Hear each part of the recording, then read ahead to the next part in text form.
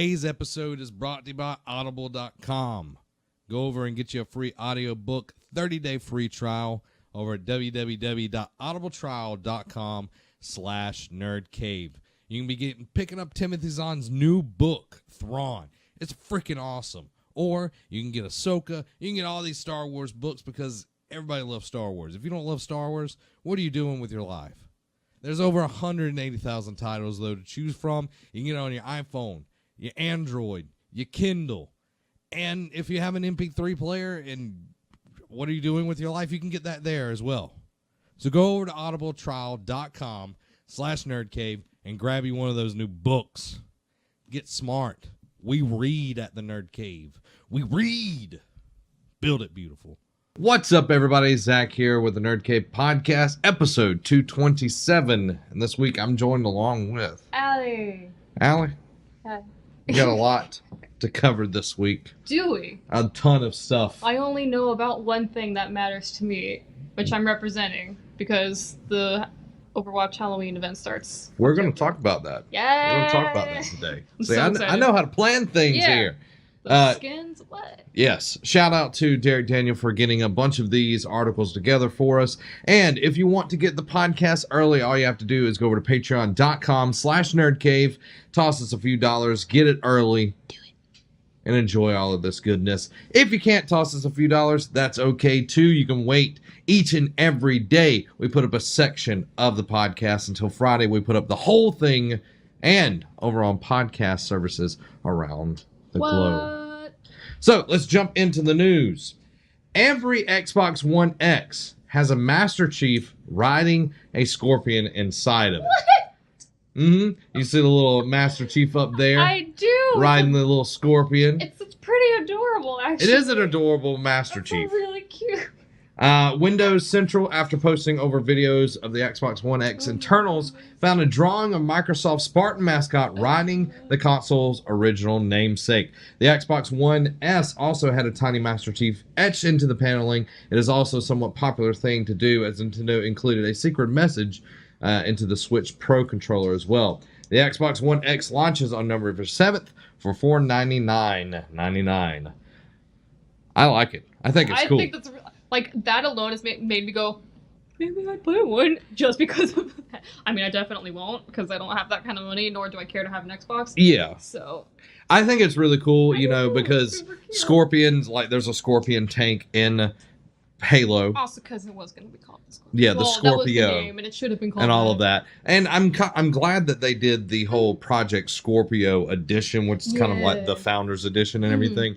So it was nice to see that pop up there, and it's a cool little, little keepsake type deal. Yeah. Now, us God of War fans, we've been worried. You've been worried. We've been worried about the new one.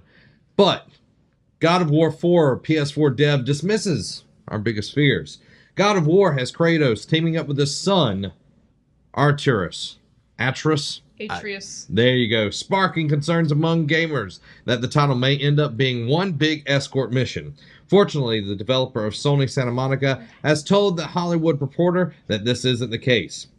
It's most definitely not an escort mission, said the game's creative director, Corey Barlog. The player has direct command over Atreus. There you go. And is trying to guide him through the process, but the kid has his own mind, and he's able to handle himself even when you're not paying attention.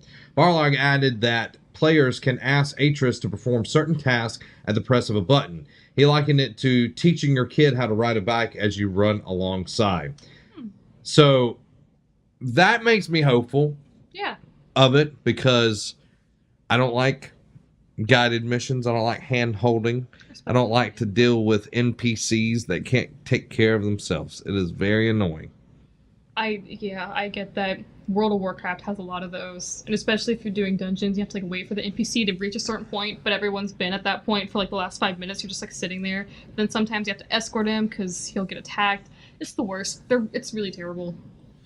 I'm glad it's not that, and that he's actually going to be part of the story, and he's going to be able to fight and everything. So that makes me excited. It'll be really cool. I'm excited to see this game. God of War, cannot wait. But there's something that could tide all of us PlayStation 4 owners over, if you haven't already got it. The complete edition of Guerrilla's Games action RPG will be packaged together with the base game and the Frozen Wild expansion, according to PlayStation on Twitter. It also comes with the deluxe digital edition content, which includes weapons, resource packs, and a PS4 theme and a digital art book. Horizon Zero Dawn was released for PS4 on February 28th. The Frozen Wild expansion, and potentially its last, considering Sony has labeled this the complete edition, will be released on November 7th. An easier difficulty called Story Mode was recently added to the game as well. So I know you haven't gotten Horizon yet. I want to play it so bad. Would this get you to buy the game? I mean, This I whole wanted to thing. be buying the game, I just haven't had the money to buy it. And you've been playing that Destiny and that Overwatch. Yeah, I'm playing Destiny and Overwatch, and then coming up, I'm gonna have Assassin's Creed. Mhm. I mean, Which but is yeah, this it's month. complete. It is this month. We'll talk about that in a I'm gonna little be real bit. broke. Mhm. But yeah, with the complete edition coming out, what is it? Is it like price of regular game? Maybe Yeah, $10 price of more? the regular game. You get all the Yeah, expansion totally, and yeah, all of that. Absolutely. So, You know? if you haven't played it, it's on the tier of so Game of bad. the Year right now for me. Mhm. And I haven't even finished the game. Yeah, I So- played so bad because I mean, what's better than robot dinosaurs? Nothing. Exactly. Real dinosaurs is not better than robot No. dinosaurs. Of course it's not Robot better. dinosaurs always win. Exactly, because real dinosaurs, they're dead. Robot dinosaurs, we can make robot dinosaurs. We can. I mean, you could argue that we could make like real dinosaurs, like Jurassic Park, but we all know how that goes. Robot dinosaurs, you can just deactivate them with like an EMP. That's Yeah. fine. Yeah. Yeah. Or, cool arrows that are EMPs. Exactly. And you play as a strong female character. With super awesome hair. Yeah. And you can hide in the grass. Exactly. Grass somehow also matches your hair color. You know. Speaking of matching, Blizzard announces Halloween Terror 2017 for Overwatch. It's October, if you didn't know that already, which means the spookiness is back in full force, including an Overwatch seasonal events. This means that last year's Halloween Terror is coming back for 2017. Posted on Twitter today, Blizzard released a video showing new costumes from McCree and Reaper, along with a cryptic poem, "The nights grow cold and the monsters appear. A great evil gathers and Halloween draws near." So excited. So did you watch the little trailer? I did. It's like 2 seconds long. Yeah, I watched it. I'm really excited just for all that stuff. But apparently, I'm kind of taking it with a grain of salt just because you never know. You can trust. Mainly because of one specific skin. But supposedly, there was a Overwatch Halloween Terror event Facebook ad that got leaked. And it showed 4 new skins. Oh. One for Symmetra, May. They reshowed, or excuse me, 3 new skins because they reshowed Reaper and Zenyatta. Zenyatta had this cool like Cthulhu skin, so he has like a weird like kind of like Davy Jones face. Yeah, yeah. May's skin is based off, I can't remember the name for it now, but it's like jumping Chinese vampires or something like that. It's a cool skin. And then Not sure. a while back, or maybe like a couple weeks ago, Blizzard showed 2 new skins they were adding to Hero of the Storm for Diva and Junkrat. And they were really cool because they were Deathwing skins, which is this giant dragon in World of Warcraft. Yeah, yeah. So like it's these really cool, like fiery, like demonic looking skins. And Symmetra got a skin like that. Because everyone was mad that the other skins are only in Heroes of the Storm because no one plays Heroes of the Storm. But they weren't in Overwatch. Yeah. So my only thing, I'm just like, so they won't add those 2 skins because they want people to play Heroes of the Storm. But then they gave Symmetra that skin. That's the only, like, the other ones I feel like are legit. The Symmetra one, I'm kind of like, I mean, maybe. It's possible to kind of like tide people over as like, oh, sorry, we didn't put these skins in, but have this one instead. But they look really cool. And then someone pointed out that in the background of the photo, the leaked skins, it looks like you're inside of the Eichenwald Castle. Because do you know anything about the last Terror event from Overwatch? No. Okay. I don't. It was Junkenstein's Revenge. You saw him for a second, like he looks like the mad scientist. Yeah, yeah. It was supposed to be that like he's trying to break into this castle, and he made Junkenstein's monster. So the big pig guy Roadhog, he kind of looks like Frankenstein or Frankenstein's monster.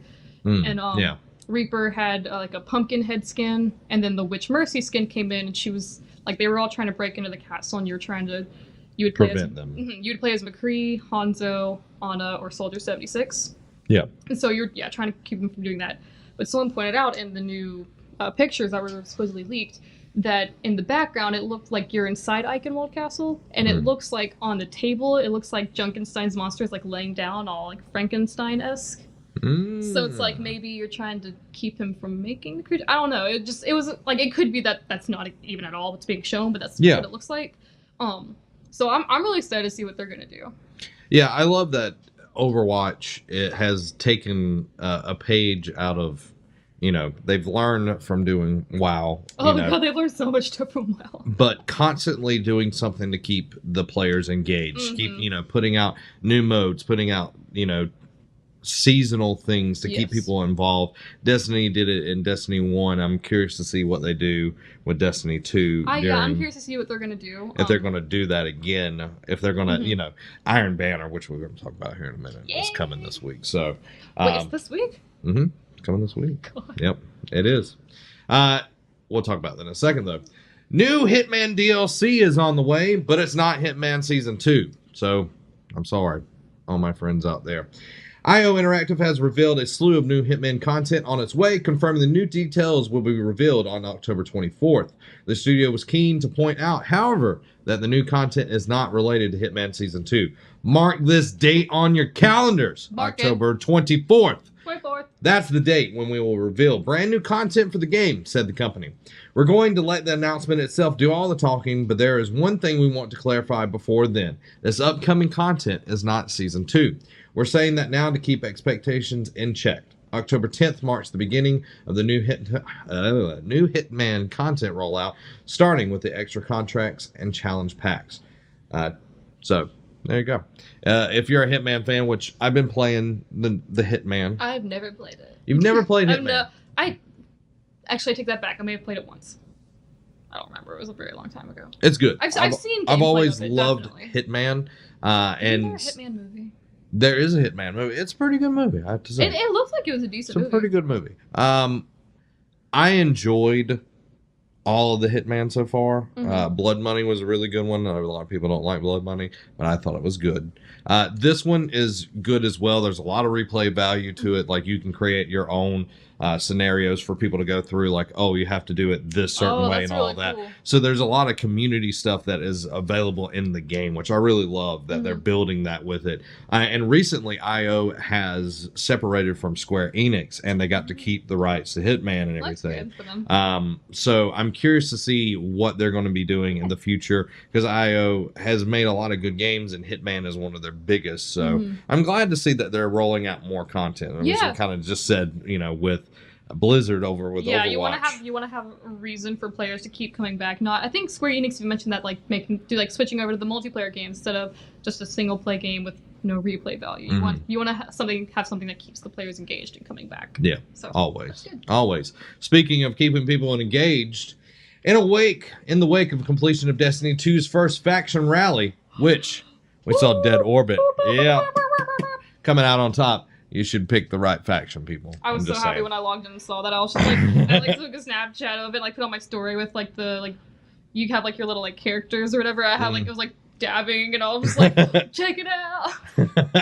Bungie has announced a slew of additions coming to the games next week. Of particular note is the first Iron Banner event for Destiny 2, featuring the return of Lord Saladin. There we go.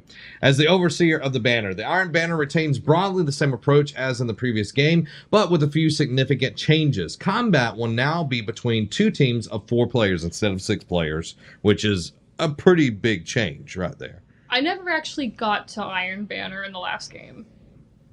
Okay. I never got to it. Yeah. And level advantages have been removed. Now, this is one of the big things right here. Do they have level advantages in the last one? In the last one, the Iron Banner was the only game mode that had level advantages. So, whatever your weapon was and all of that, if you're higher level on then that, it's gonna be more then it would be more powerful. But they've taken that out now. They've all removed that, making combat about the ability of the player rather than the level they've reached. In addition, the previous system of bounties and ranks have been replaced by a specific Iron Band Ingram. Let's get rid of that.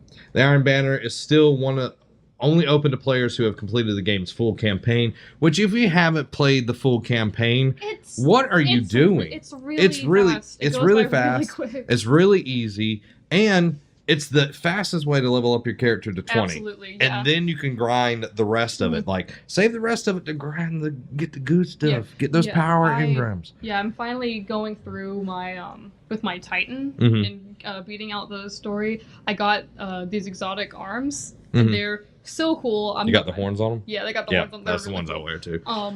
But yeah, like I do like maybe 2 story missions a day. I think I've done it twice, 2 or 3 times. I'm already on IO. Yeah. Like, it goes by so quick. Take that long. Yeah. Everybody, finish the game. I mean, I understand if you don't got time, but also it's been out for a while. Yeah, it's been out for a while now. And we'll once again provide rewards in the form of Iron Banner tokens, along with daily and seasonal milestones for determining players. There's also an addition of some brand new shiny looking armor to sweeten the pot. And you can see that down there. I love that armor. That is some really sweet armor. That's really cool. Unfortunately, it goes against my hunter's aesthetic. I like it. Like, I feel empowered. It is. No, that's really, really cool. The first Iron Banner event will run October 10th through the 17th. Exact timings are available on Bungie's original post over on their website. I like the Warlock. Yes, the Warlock. How it's kind of very what's the word I'm looking for? Like Shogun-esque. Yeah, that's what I'm feeling from. Like you can definitely see like the inspiration on all of them. Like there's that like that layered like padding on it. Yeah. But it's definitely like the most recognizable on the Warlock. Yeah. I like it. It's really cool. I can't wait for it. I'm excited. So that's going to be starting. Just like we've been saying with these other few games, they are doing what's right. They're rolling out new content. They're doing those things. They're keeping people engaged. Doing it right. Keeping people engaged. That's what you got to do. That's what you got to do. You know what you got to do if you're Ubisoft is buy back $4 million of its own shares and take over Defense. Ubisoft announced a share buyback program today that lets them buy their own shares in an attempt to defend against the hostile takeover of Vivendi. The process is a little complicated, but essentially Ubisoft has told an investment service provider to purchase 4 million shares on Ubisoft's behalf. The actual buyback can happen anytime between now and the end of the year, but there is little any other entity can do to stop it. The Guillemot family that owns that operates Ubisoft has been fretting Vivendi's wow, I am butchering it today, guys. Creeping influence publicly for several years. As of September, Vivendi had 25% voting rights in Ubisoft after successfully taking over Gameloft, another company owned by the Guillemot family. By French law, a company that reaches 30% voting rights must tender a public offer, so Vivendi was on the precipice of making a move to take over Ubisoft. So I'm glad that Ubisoft, they've been fighting this for a while, and now they're like, we're buying stuff. Yep. We're making sure you don't get that 30% because we don't want you to take over it. Yep. And they've been doing nothing but good so far this year. They've got Mario Rabbids Kingdom Battle that just came out, which has been selling amazing because anything that touches the Switch. Oh yeah, especially and also definitely like a big name or bigger named Mario game. It was definitely a strange merge, but a very smart decision to merge those two franchises together. But yeah, I've heard it's done really well and looks fun. I want to get it, but money. Yeah. And then we're getting Assassin's Creed this year as well, and South Park, The Fractured Butthole. When is that coming out? It's coming out this year as well. I can't remember the date. November, I think. I can't remember. She's going to look it up. But I'm glad that Ubisoft is taking, they're taking the helm. They're fighting back. They're pushing back Vivendi because this could mean a huge change to the gaming industry if somebody that is they're pretty much an entertainment conglomerate type deal. So apparently it's actually coming out October 17th.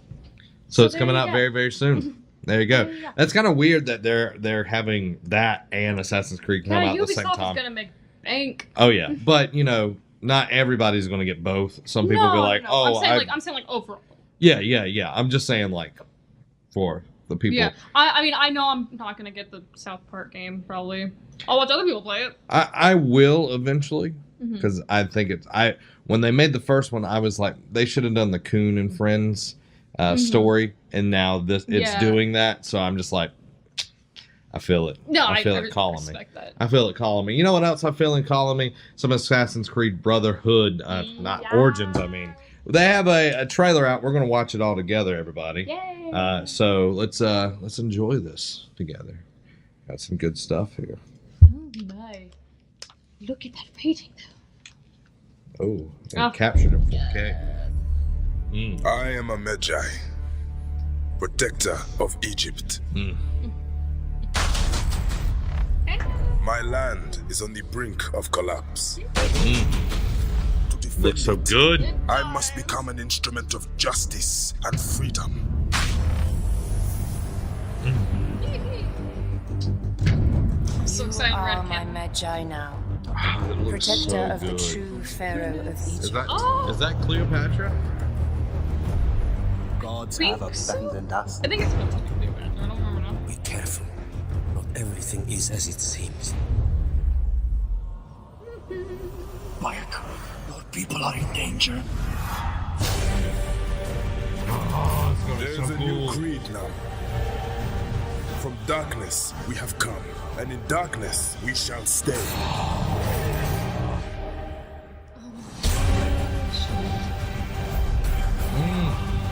We are Magi no longer. We shall be known as assassins. Assassin's Creed Origins. Like he's like Available we're October known 27th. We're known as the Magi no longer. And I was like, say it.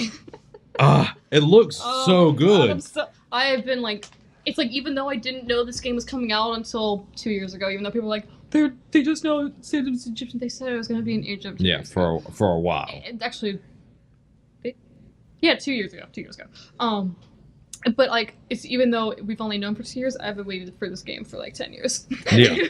I'm glad that Ubisoft took the time off I am too. Yeah, like to perfect this game. they needed it because it also made people really want that next Assassin's Creed game. Like, I know when I got Syndicate, I know you like Syndicate.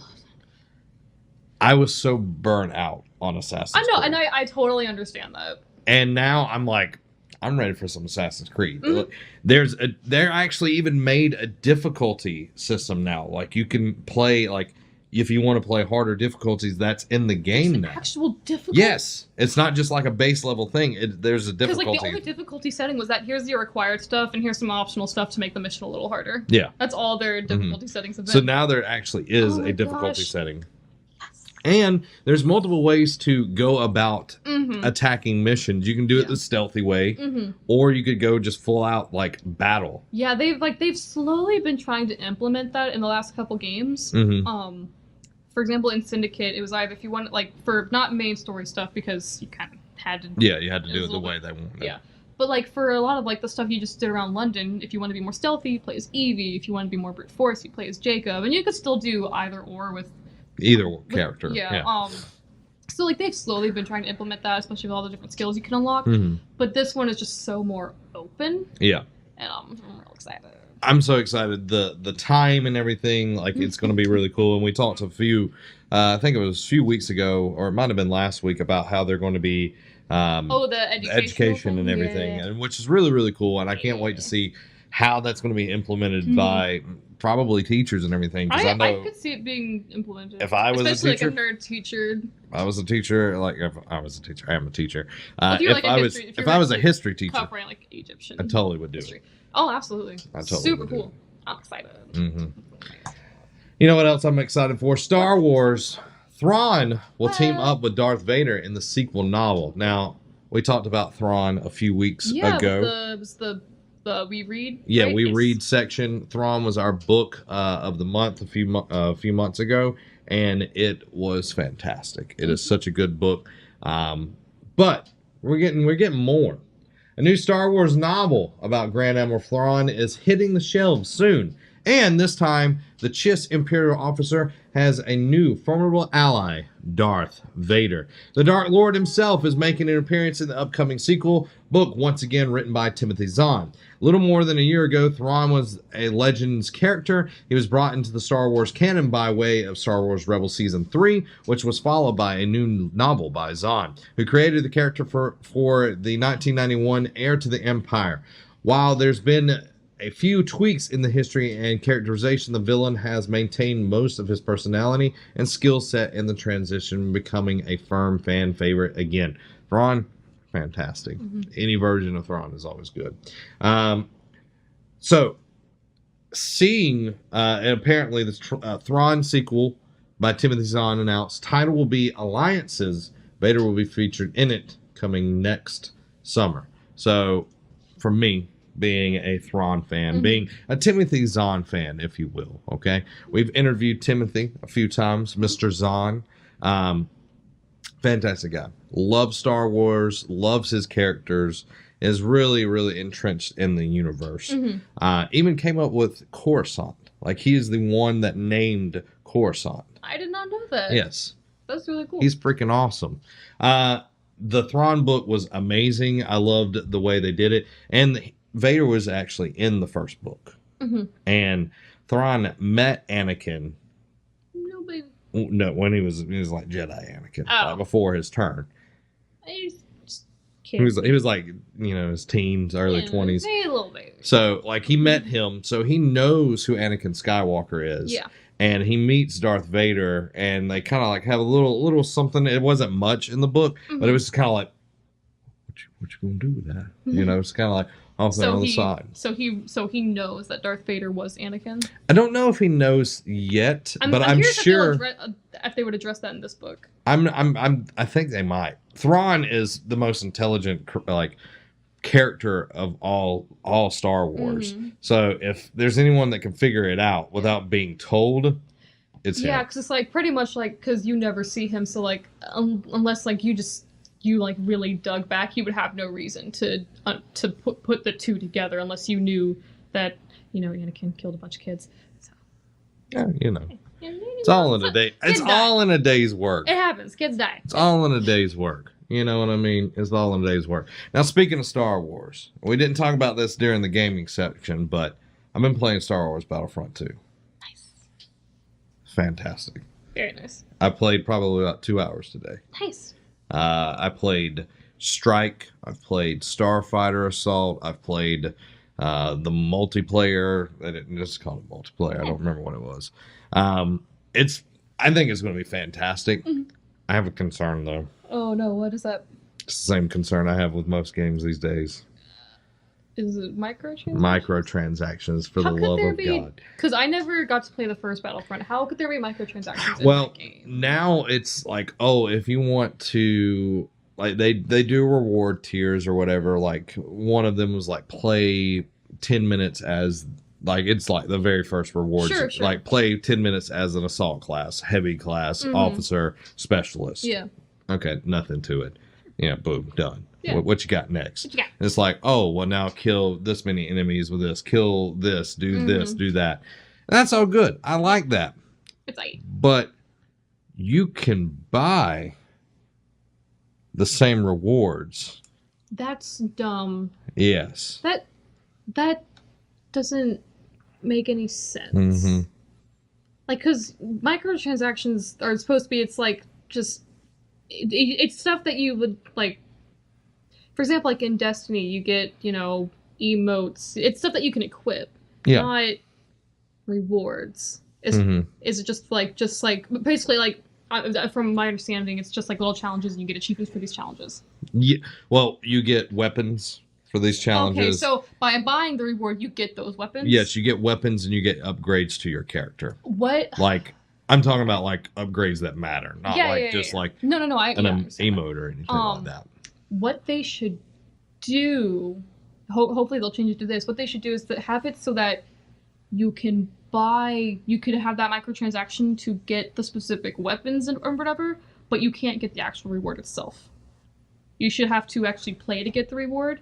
But if they want to still keep those microtransactions, have it to where it's like, oh, I want to get this really cool gun. I don't want to do that.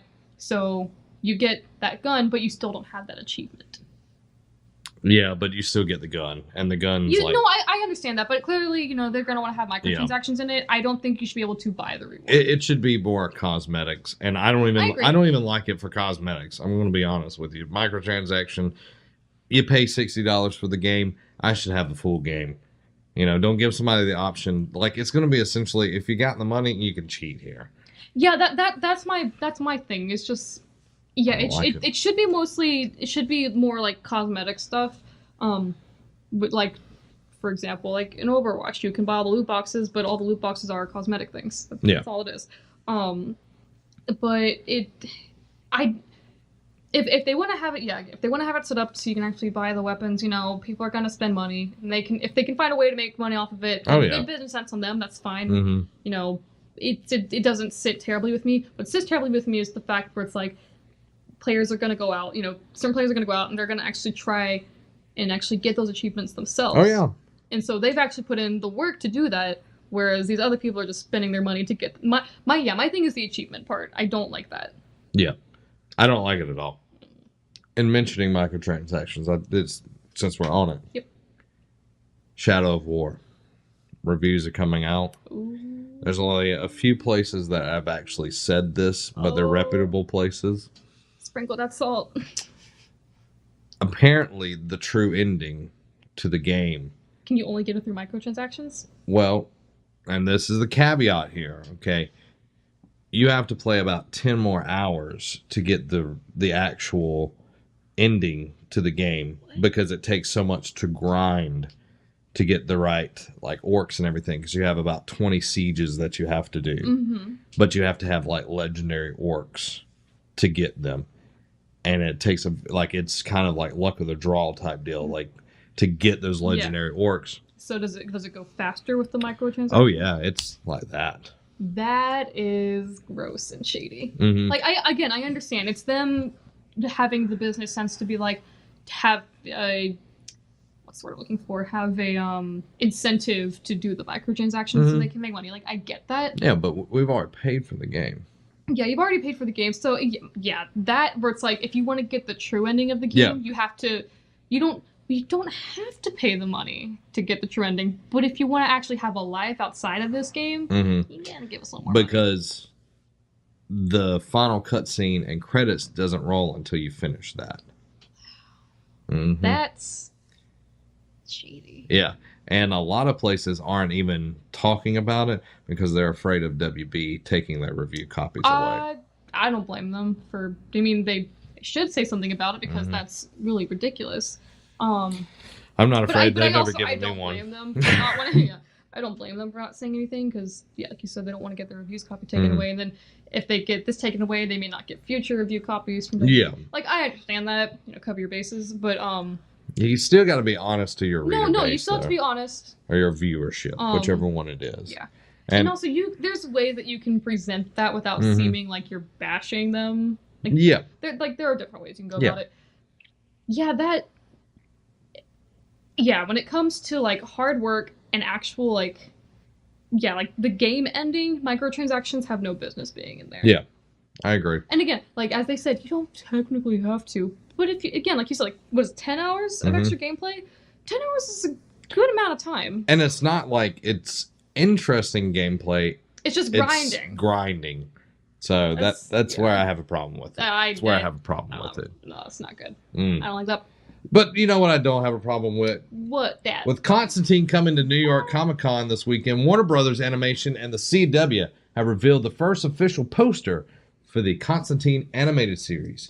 DC TV fans got a big win earlier this year when it announced the fan-favorite Constantine TV series star Matt Ryan was returning for a new Constantine animated series, which will air on CW Seed. As for what the show is about, the official press release describes it as such. John Constantine, a seasoned demon hunter and master of the occult, armed with an arcane knowledge of the dark arts and a wicked wit, he fights the good fight. With his soul already damned to hell, he'll do whatever it takes to protect the innocent. With the balance of good and evil on the line, Constantine uses his skills to face the supernatural terrors that threaten our world and send them back to where they belong. After that, who knows? Maybe there's hope for him and a soul after all. So basically, this is what it's going to look like. It looks like That's really cool. there was it was like Batman or it was Justice League Dark. It looks a lot like Justice League Dark, which was an animated movie. I'm glad that Matt Ryan is coming back as Constantine. I think he got the short end of the stick with, Constantine being on a Friday night and everything. Oh, definitely. So I'm glad that he's coming back as Constantine, and CW has done a real good job of they have Vixen as one of the characters that's on CWC as well, which is pretty much their internet-based kind of deal. But I like it. I think it's cool. Good on you. Sorry, I got distracted by the next I know. article. I have feelings. Yeah, feelings. Well, we'll talk about that. It's like I have feelings and not feelings. Remember? The 5th of November. V for Vendetta TV series rumored to be in development. A new rumor states that the TV series based on V for Vendetta, the graphic novel, could be in the works. While Alan Moore has long been regarded as a genius in the world of comics and graphic novels, his work hasn't always done well outside of the page. Film adaptations from Hell, The League of Extraordinary Gentlemen were almost universally despised, while even takes on Watchmen and V for Vendetta haven't quite hit the mark for many fans. But perhaps the problem is in the medium. Now, League of Extraordinary Gentlemen, I actually like that movie. Never saw it. It's got Sean Connery. Sean Connery absolutely hated being on that movie. But anyway, due to the constraints of film, more sprawling and complex stories are fairly difficult to translate to film. Instead, TV has always seemed a more appealing platform for telling versions of his tale. And as networks look for any acclaimed comic to adapt in hopes of landing the next Walking Dead, some books are being revisited. Bleeding Cool has a new rumor that V for Vendetta series is being eyed by Channel 4. While the report should be taken with a grain of salt, it does offer some exciting possibilities. Though the Wachowski take on V for Vendetta has its fans, many readers of the original story weren't pleased with the changes made to the source material. From an updated government threat to a feel-good revolution at the end, a number of the marks were missed when it came to Moore's condemnation of Thatcherism and public disengagement from civic and political actions. With a TV series, the complexities and nuances of the original series can be better explored, and with the right creative team, the show could be a hit. Channel 4 also has a solid track record with genre fare like Misfits and Humans proving they're up for the task. If some of the social bite and character work from those shows can be brought over to a retelling of more story, V for Vendetta could make a powerful TV series. So, what is your feelings? If the show is done well and they make sure that people don't misunderstand, they don't misinterpret what it's supposed to really be about, then it could be good. It could be interesting. But it'll have to be done well. I know that, a lot of people, specific people, kind of took the story, and then especially took the mask and kind of made it into more of like a trolling thing almost. Yeah. So it would be them having to redeem that image, I think. Yeah. And making it back to what it's supposed to be about. So. I have hope for it. Yeah. I think having longer time to do something will definitely let them have the character development and the interactions that were needed. That felt like it was just kind of like shotgunned up in the air. Like a lot of the things that were going on in the movie, I'm like, what is going on? Because I haven't read the comic on it, And it was just like, I was like, why is that person burned, and just like it didn't really make any sense. So having the time to actually explain why everything is happening the way it's happening. And I think that's CW does an amazing job with the comic book properties that they have, with Arrow, The Flash, Legends of Tomorrow, Supergirl. Like they have enough time to explore the characters and really dig deep into them. And I think if V for Vendetta has that opportunity, it will be a much better and more well received than what it has been. I'm hoping for a Swamp Thing show. That would be awesome. Alan Moore did Swamp Thing back in the day, and it was freaking amazing. Freaking amazing. You know what else is amazing? This is not amazing. This is just sad. Jackie Chan confirms Rush Hour 4 is happening. Like, there's so many people that are like jumping for joy over this. What's going on, child? Only saw bits and pieces of the other Rush Hours because whatever. I was younger when they came out, but I have no feelings on this really. After a decade-long break from the franchise, Jackie Chan has confirmed that Rush Hour 4 is finally moving forward. The original Rush Hour was the Asian superstar's breakthrough film in the U.S., and the story found Chan's Hong Kong cop teaming up with Chris Tucker's fast-talking U.S. detective to solve a kidnapping.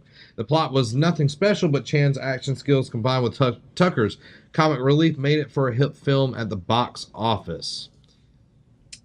2 sequels followed in 2001 and 2007, respectively, with the third Rush Hour, which took Lee and Carter to Paris for lame hijinks, being met with a lukewarm response from critics and diminished returns at the box office compared to the previous installments. Despite this, the series remains well-liked and unique chemistry between Chan and Tucker, and fans have been asking for another sequels for years. Jackie Chan confirmed that their wishes are coming through in an interview in San Francisco's Chronicle. The action legend was there to promote his new film, The Foreigner, and during a Facebook video chat answered a fan question regarding the potential fourth Rush Hour. I personally have, like, it's a movie that's going to come out. For people who are excited about it, congrats. That's awesome for you guys. I have no, like, strong emotional attachment to these movies. I think, like, at this point, the movie industry has changed a lot. Mm-hmm. Viewers have changed a lot since Rush Hour first came out, Rush Hour 2, and then times have changed. You would even think that the people that made it was like, it didn't do well the third time. Did we go back the fourth time? You know, it's like, first time, shame on you. Yep. Second time, shame on me. Third time, it's like, yeah. Well, I mean, that's kind of like with the last Airbender movie, which never happened. Which probably a good thing. Yeah. Like, it was terrible. The critics, I'm fairly certain critics bashed it. Mm-hmm. Fans hated it, but it did well financially, especially globally. Like, I think. Yeah. Where was it? There's the country in particular, and I can't remember what it was. It might have been China. Probably. I don't. Just because they were like, the special effects. I'm like, they really weren't that great. No, they weren't. They weren't. It did so bad, but they are making a second one, which, God forbid. I mean, it's too late. And I have a lot of feelings about that movie that I won't get into because I have literally ranted for hours about it. I couldn't tell. Yeah, but it's interesting how the movie industry makes decisions where it's like you're like, it sucks, why are you making this again? And even if it didn't do financially well and they go back and remake it, you're like, well, why are you remaking it? Yeah. If there's not going to be any money gained for you, because I know that's what they really boil down to. Yeah. It's all about the grain. So, but again, for people who are excited, it's good. You know who else is all about that green? Netflix. Netflix is raising subscription prices for new and long-time subscribers. Because they broke. Netflix is raising its subscription prices for both new and long-time subscribers. Judging by past history, this change will be met by lots of backlash from users. On one level, that's quite understandable. Most people live on a budget, and any change to said budget can conceivably be cause for concern. That said, it's really not too surprising for a move from Netflix to make, as the streaming giant continues to accrue massive debts, mostly in service of producing more original content each year. Netflix isn't really in a position to cut costs when it comes to content creation either, as competitors like Hulu and Amazon are steadily pumping more and more money into their own original movies and shows as well. While Netflix is currently the biggest name in the subscription streaming ecosystem, that may not always be the case. Just like YouTube might not always be there. Buy them out. Mm-hmm. And the company allowing itself to fall behind rivals when it comes to investing in content would present a perfect opportunity for said rivals to try and overtake the throne. According to Variety, the price of Netflix's most popular streaming plan, which allows up to 2 simultaneous streams to access 1080p HD content, is set to go up to $10.99 per month. That's ridiculous. That's like essentially like a $4 increase. No, it's $1. Wait, I thought it was $7.99. I don't know. I'm thinking about that. Never mind. The standard definition is $7.99. That's what it is. Apparently, you can go up to 4K. It will be going up to $13.99, which it previously was $11.99. That's not as bad of an increase as I thought. Yeah. Because if they had gone any more than that, people would be like, "Goodbye, I'm not paying that." It's not too bad, and especially since they're in debt. I understand. I was actually talking about this. Actually, can you? I started laughing. Can you go back to that? Really? Like, nope. No, okay. not anymore. It's fine. It's gone now. It's not a big deal. It's gone. I started laughing because I was like, "This is gonna buy them out," and then I looked at the page because we were talking about like Hulu as a rival, and then this thing about Netflix, and then it was an ad for Hulu, and it was for a Disney show. I was like, Disney's looming. But yeah, I was telling my friend about this, and she had no idea Netflix was in debt. And I was like, oh yeah, it's like 26 mil? It's something like that. Is it million? It's billion. 26 billion? I think it was like 22 billion. Okay. That's a big number. Lots of money. But yeah, I was telling her that, and it's... Yeah, and I was like, Disney's gonna buy them out. So, I mean, like, I know they're trying to get that money back, but that's a lot of money to get back. That's when you need to make when they keep spending all the other money. Yeah, you need to make the decision. I know you're trying to compete with the other two by making new content that people will be interested in. But when you are losing deals with Disney and you're cutting other programs off your service constantly, like there's stuff always leaving, you need to do a better job with keeping those people at the table than like, oh, you want another Marco Polo season 3? Yeah, here it is. Someone's like, we didn't ask for that. I did, but I mean, nobody else wanted it, so I just took it as it was. Yeah. I got 2 seasons. What Netflix needs to do is, because there's so many Netflix original things. Although my friend and I actually watched this one documentary that was a Netflix thing, and it was really, really good. It's called The Casting of Jean Benet. There's like this little pageant girl. She was like 6 years old, I think. Yeah. She died. What was Colorado, I think. It was really good because it was like they were like getting a bunch of local people and like their perspectives on the case as it was happening. It's very, very good. I highly recommend it. But the one on General Tso's Chicken is really good as well. I've heard that one's really good. My thing is that there are so many of these like little Netflix original shows that no one watches. Yeah, and they're pumping tons of money in there. So what Netflix needs to do is like, I get you want to create all this content, but what they need to do is they need to step back and say, we want to focus on our popular ones and do like a quality over quantity. Yeah. It's like, even if like you put all your production value into these particular shows that you know are going to do well, just for a little bit, so you can get that money back, and it's going to take a while if they ever actually get it. Yeah. But it'll get them closer to being back towards the black and the green rather than in the red. Yeah. It'll get them further out of debt, and it just by saying like, we know that you guys want to do these shows, but we can't afford that. Yeah. Like you're 26 billion in debt, or 22 billion in debt. Yeah. So sometimes you gotta say no. Yes, and so just like with all the Marvel shows, or just some other big Netflix movies and stuff, just take a break, focus on those, make sure those are really good. Yeah. And just let the money curate. I understand that as a business, that's not exactly how things work, but they need to stop. Smart investments. Yeah, they need to do smart investments, not a lot of investments. Yeah. Quality over quantity. Smart investments, everybody. You'll be happy. Yeah. You'll be happy. Now this hits home. This hits home, everybody. Right, writer Scott Snyder reveals next Batman project after Dark Knight's Metal. Writer Scott Snyder is currently in the midst of his most ambitious Batman story yet, thanks to Dark Knight's Metal. But that didn't stop him from teasing his next and potentially last. That's what... please no, Scott. Keep writing. Keep writing.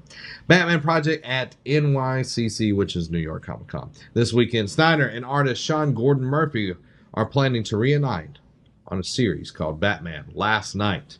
Snyder revealed first details about the series at DC Batman panel yesterday, calling it my last Batman story for a long time. Son, you hurting me. You're hurting me. Last night will take place in a dystopian future version of Gotham City, one where strangely youthful Batman awakens after a long sleep to find his city in ruins and a talking Joker head attached to his belt. Snyder compared the book to the classic manga series Lone Wolf and Club. That him waking up and he's, just really that young. whole description alone, just the young, what was it? The surprisingly young Batman Awakens. with a talking Joker head, and I'm like, what? The youthful Batman awakes after a long sleep. That reminds me of the beginning of any Zelda game. No, that's really how every Zelda game begins. That he just wakes up from something, except for the CDI games, but those don't count. Yeah. It's not clear if the series is meant to fit into the current DC Rebirth continuity, but Snyder did reveal that last night started life as a story arc on the All-Star Batman before growing in scope. Snyder also said that he was inspired by writer Grant Morrison, who told him that great superheroes need a birth and death. Snyder already chronicled Batman's birth in Zero Year storyline, so last night will apparently handle his death. By the way, Zero Year, one of the best arcs of Batman of all time. Snyder didn't give a potential release date for the series, and we wouldn't expect last night to materialize before the mid to late 2018 at earliest. Snyder and artist Greg Capullo, I love you, Greg Capullo, you're amazing, are still hard at work crafting Dark Knight's Metal, which isn't expected to wrap up until spring 2018. And DC only just published the first issue of Murphy's miniseries Batman White Knight this past week, which White Knight actually is the Joker is the savior of Gotham instead of Batman, and Batman is the bad guy. Interesting. So there you go. I can't wait for it, but I'm so sad at the same time. Well, sometimes it's like, it's one of those things where you kind of have to look, like, you have to stop and look and be like, it's good here. You don't want to push it and make something bad. Like a like Scrubs, yes. Another Rush Hour. Oh. Now, speaking of Batman and speaking of people that wish they could have been done before they started, Tommy Lee Jones hated working with Jim Carrey so much on Batman Forever, he shook with rage. The chemistry between Jim Carrey and Tommy Lee Jones of Batman Forever was interesting to say the least, but an extra layer has now been added to that thanks to the reveal that the latter despised his co-star. The DC Comics adaptation was a huge departure for Jones and his more serious body of work, and he clearly didn't enjoy working with the eccentric Carrey if these comments are anything to go by. Talking about a chance meeting with Jones at a restaurant, the actor who played the really opposite of the co-star Two-Face revealed that things ended up getting seriously awkward between both of them. It was at a restaurant, and this is Carrie talking here. It was at a restaurant, and the maitre d' said, "Oh, I hear you're working with Tommy Lee Jones. He's over in the corner having dinner." I went over and I said, "Hey, Tommy, how are you doing?" And the blood just drained from his face, and he got up shaking, and he must have been in mid-kill me fantasy or something like that, and he went to hug me and he said, "I hate you. I really don't like you." And I said, "What's the problem?" And pulled up a chair, which probably wasn't smart, and he said, "I cannot sanction your buffoonery." Whoa! Could you imagine working with somebody that, like, literally, like, when you walk in the room, like, you just start shaking? Yes. Well, I can imagine being on the other side of that. Like, you being the person that's shaking with rage? Yes. No, I can't too. It's usually not because I'm mad at them for myself. It's usually I'm mad at them for someone else because they've done something to someone that I know, and I'm like, I hate you because of that. Yeah. But, yeah, no, I can get that. Although I'm just like, I wish, like, I had that kind of just going to someone like, I hate you. I hate you. I hate you. Just like, cannot sanction your buffoonery. Dang, Tommy. So there you go, guys. Our fourth segment, since Robbie isn't here this week, we're going to do something a little different. We're going to watch a trailer. It's the newest Justice League trailer. And we're going to talk about it. Okay. We can give our feelings. Nice. Our feelings. Last night, me and Amy, and I'll give the story, and then we'll watch the trailer and I'll talk about it. But we were listening to some music, and she pulled up a piece from Man of Steel, I'm like, and like I automatically knew what it was. Oh, like sure. before she even said anything, I was like, oh, that's Man of Steel. You know, It's this song. Hans Zimmer. You can recognize him a mile away. But you know, I love that soundtrack. I love that. No. And then I was like, I don't know why people hate Man of Steel so much. She was like, you also say that about Batman v Superman. That is very true. And I'm like, well, I'm sorry that I have a refined taste in movies. Yeah, call it what you want. But we're going to go ahead and we're going to watch the Justice League official Heroes trailer. So we're going to get our little headphones on. Get our headphones on. We're going to watch it and we're going to enjoy it. You're going to enjoy it, Allie. Okay. Here we go. That's Lois Lane. Girl, what's up? We're in Kansas. Is your boyfriend back? Oh my god, your boyfriend, he not dead. Who would have guessed? Mm. Mm. Mm. Mm. Mm. Oh jeez, with that button undone. I'll take Come that on, as a man. yes. Keep it covered. The ring. Oh yeah. Mm. Forgot about that. That was a dream. I mean, I figured because they can't. He's still doing Violence, acts of war, and terrorism are all on the rise. Mm. I had a dream. It was the end of the world.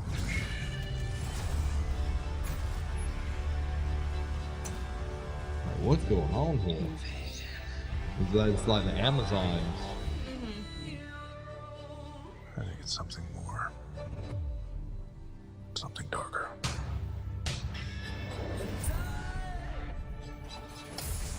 Like, it's coming out so soon. Ooh, look at the Batwing. This is an interesting cover of the song. Strong man as strong as alone. You ever heard that? That's not a saying. That's the opposite of what the saying is. Like, this looks very, like, that right there looks practical effects. We are not. That could be.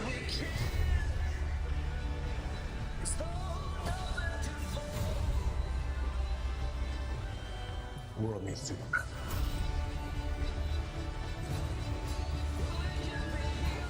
I made him a promise. This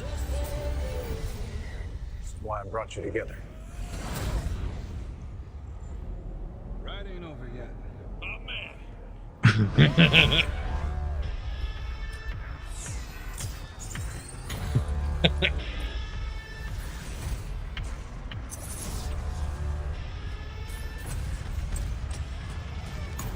Like, something, like, it looks like it's terraforming.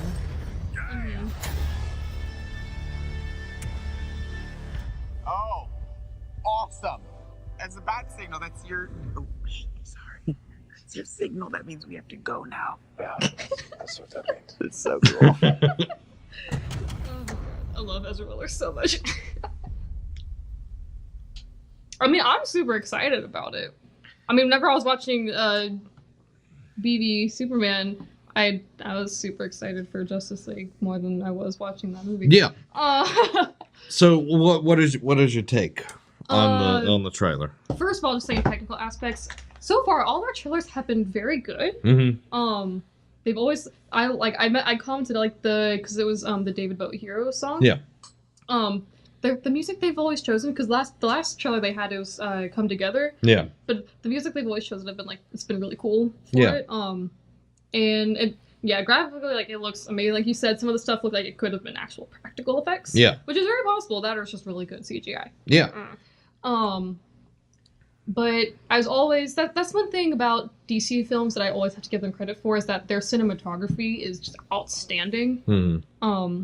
Like that, until he started rising up out of the ground from the bats. That our first opening shot of Batman vs Superman was beautiful. Yeah. It didn't make sense. He was flying with the bats, though. I thought it was awesome, It and was, I was like, I remember. It went from like, again, like this is me coming from this beautiful, like, you know, the mom's necklace breaking and like this beautifully like dark and poetic scene, and then this kid flying with bats. My friend and I were like, what? Now I remember watching that scene, Robbie was sitting on this side of me. Amy was on the other side of me. And Robbie was like freaking out. He's like, what the crap is going on? And in my mind, I'm like, they're doing it. Batman is going to be Bat God in this movie. Oh. I was like, if you've read any comics, usually like you get different versions of Batman. Yeah. You get like Detective There's Batman 1,000 and all different that. Batmans. But Bat God is like, he can beat anything. Mm-hmm. I was like, they're doing it. Bat God here. I was happy. No, I mean, yeah, again, like, so you had another context to that. Oh, To me, yeah. it was just a kid flying with bats, and my friend and I were like, so that's what this movie is gonna be. Just seeing it, and of course, Joss Whedon as Joss Whedon. If you say it too fast, it's Joss Whedon. He came on to the project about midway, a little bit past midway, because of Zack Snyder having some family issues and everything. And it seems to have changed a lot since the first. Well, they also did do the They did- 3 months of reshoot. They did do a lot of reshots. The thing that I felt in that was more of a family yes. feel to it. And I think that they're leaning more towards that because of how popular that dynamic was in the Avengers. Mm-hmm. Yes. And because Avengers was super successful. And that is a very good dynamic to lean to, because especially like in the comics and like all the other like animated stuff, they are kind of more like a family. Yeah. And like, you know, not Avengers for DC. Mhm. So it is smart that they're doing that. I think it looks really good. I've been excited for it, especially with Gal Gadot, with Wonder Woman. What's up? I'm super excited for Cyborg because of all the possibilities that opens up, bringing him in. Ezra Miller is going to be. I've seen some people like with his. They're saying like his costume's a little doofy, and I'm like, I mean, they're superheroes. All their costumes are doofy. But he's going to be great. I'm so excited. Yeah, and I just like going back to the family element. Like everybody seems to like have a part in it. You know, Yeah. like Aquaman's kind of like the crazy uncle that's yeah, like. Wonder Woman's mom, Batman's like the dad. Yeah, and Ezra Miller is like the son, and Cyborg is kind of like the older son that's a little bit more stable, you know, than, you know, Ezra Miller seems more like the kid of the group. Definitely. I like it. It's you could definitely see like what are they called? The bug people. That's like Terra something.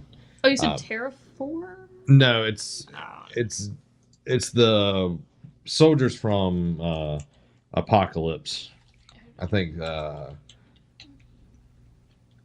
Anyway, they're there. They're, you know, Darkseid has sent someone to take over Earth. They no longer has a Kryptonian, you know, protecting the world and everything. Even in the cut of BV Superman, Batman's versus Superman, best movie of 2016, we see Lex Luthor and someone from Apocalypse talking through the boom tube. Right. The mother box. Sorry. I will say, not to cut you off, I will say one thing. I think I saw some people who didn't like it. I loved Lex Luthor in that movie. That to me, that was like the best. That and any scene with Wonder Woman was the best part of the movie. And whenever they were introducing all the side characters, those are like the 3 highlights for me. Yeah, Parademons. That's what they're called. Okay. Parademons. Yeah, no, but it's yeah, some people were like, I didn't like it. I'm like, I thought he did a great job of portraying that, like, that craziness. I thought it was stunning. Like, if you think about if someone is a genius in this day and time, they're more likely going to be socially awkward because, absolutely. Like most people are becoming more socially awkward because all the way we communicate is through electronic devices. It's not like face-to-face interactions much anymore. It's all through these.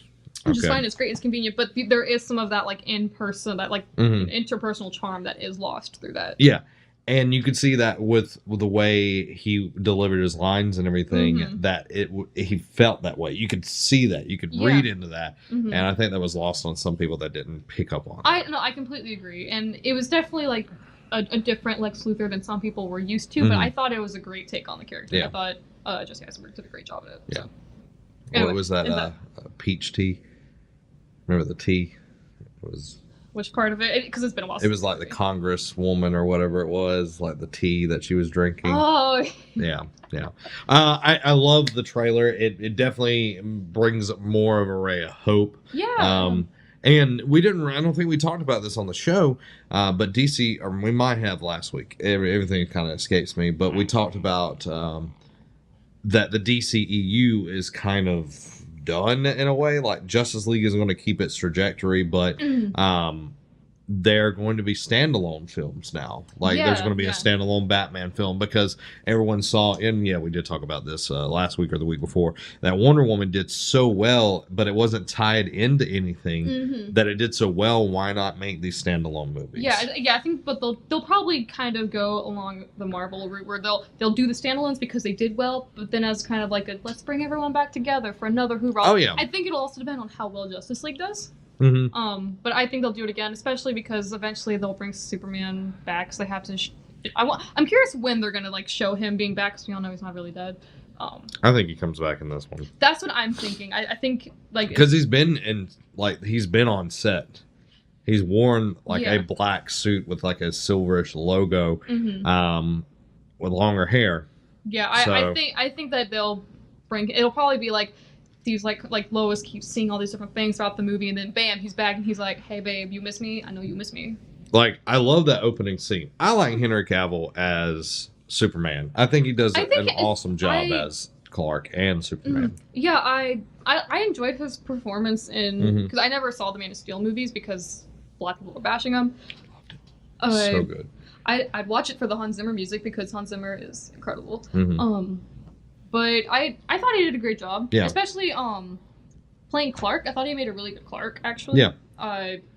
Because that's one thing, especially when you're casting these like superhero people, is that it's like, can they do like their superhero identity and their normal person identity? They had that problem with Spider-Man for a while. Yeah. I thought Tobey Maguire. I mean, don't get me wrong, I love Tobey Maguire's Spider-Man movies. But he was definitely a better Peter Parker. Oh yeah, definitely. Andrew Garfield was a great Spider-Man. Yes, and not that great of a Peter Parker. Yeah, but Tom Holland is like great at both. They found like a great. He was a great choice for that part. So, I think that he's done well for both things from what I have seen him do. But yeah, no, I'm really excited for this movie, and it'll be fun to see the dynamic between all these different characters, because like this is for like the movie version. This is like the first time you're really getting introduced to most of them. Yeah. So I'm excited. Yeah, I'm curious to see how, like, we got a little taste at the end of BVS with Batman and Wonder Woman, their interactions, but it's been, I think, months at least, maybe a year since the end of that has happened. I'm not sure the timeline here. Like especially because like they've at least kept in maybe a little bit of contact. Because and you see in Wonder Woman. Yeah, Wonder Woman, like because he's like, hey, here's that picture. Tell me your story. Let me buy you a drink, girl. What's up? Let me buy you a drink. Ooh-wee. I'm excited. It looks great. November can't get here fast enough. I'm ready for it. I'm ready for it. So many good movies that are coming out. It's been a good year. 2017. For content, it's been a good year for content stuff coming out. And gaming. Oh my! I think it's been the best. I think it's been the best year in a while. It's been the best year I think of my life. Like, I got married. All these video games coming out. Oh yeah, that happened. Yeah, that happened. I missed it. I got married. You were right there. You were right there, maid of honor. All right, everybody. Hope you enjoyed this episode. If you want to get things early, you want to support us over here, all you got to do is go over to patreon.com/nerdcave, toss us a few dollars, make Robbie holler wherever he's at. Just like edit in like a Robbie holler sound. Just like sound like it's off in the distance. Like that. All you got to do is go over there, support us. You can support us at any tier you want. Any help, $1 to $100 or more, is always appreciated. Nothing is too small. We do appreciate all the people that do support us over there at patreon.com/nerdcave. And if you can't toss us any dollars, that's okay as well. We put up day by day, segment by segment, part of our podcast until Friday, where the whole thing goes up for free over at youtube.com/nerdcave network and podcast services around the globe. Good episode 226. Hope you liked it. If you did, like, share, subscribe, do all of that. But like, hey, you want to know all this nerdy news? Tell your friends. Tell your mama. Do it. Tell your granny. Do it. Yeah, do it. This has been Zach. And Allie. Have a week. If you enjoyed that, go ahead and hit that subscribe button. If you want gaming content, you can go over to Nerd Cave Gaming right there. If you want to support us, you can check out Patreon right there. If you want more videos, check them out right here. Go ahead, pick one of them. I wonder which one you're going to do. If you're going to be cool, you'd pick any of them. All 4 of them. You'd be awesome.